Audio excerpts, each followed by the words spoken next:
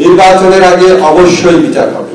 বিচার পূর্ণ গতিতে চলছে, বিচার পূর্ণ মাত্রায় দৃশ্যমান আছে। আমাদের আসলে খুব বেশি হতাশ হওয়ার কারণ নাই। আমি আপনাদেরকে বলি, আমরা যখন সরকারের দায়িত্ব নিয়েছিলাম আমাদের চিন্তা ছিল বিচারের কথা, সংস্কারের কথা, আমাদের জুলাইয়ের ভাইদের পুনর্বাসনের কথা, আর তারপর সুষ্ঠু নির্বাচনের কথা।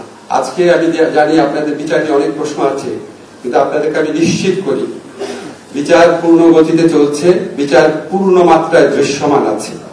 আপনারা সবাই টেলিভিশন ফুটেজে দেখতে পাচ্ছেন। এখন ধরেন আমি আইন মন্ত্রণালয়ের দায়িত্বে আছি, আমি যদি বলি এই মাসের মধ্যে বিচার হয়ে যাবে, আমি জানি ভিতরে তথ্য আমি জানি, আমার টিমের প্রস্তুতি আমি জানি, এটাকে আমার জন্য শোভনীয় হবে?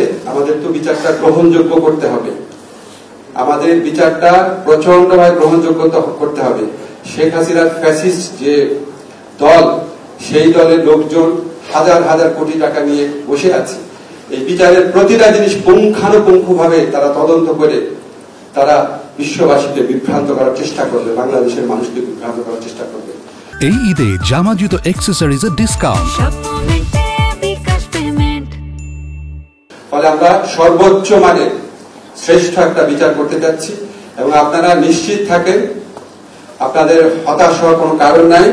আজকে আমাদের শহীদ পরিবার যেটা বলেছে, আমি নিশ্চিতভাবে বিশ্বাস করি নির্বাচনের আগে অবশ্যই বিচার হবে।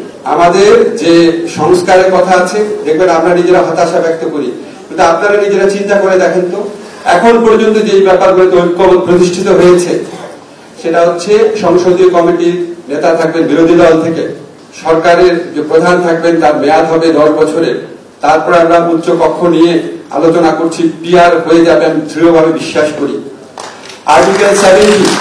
আর্টিকেল 70 যুগান্তকারী পরিবর্তন হয়েছে।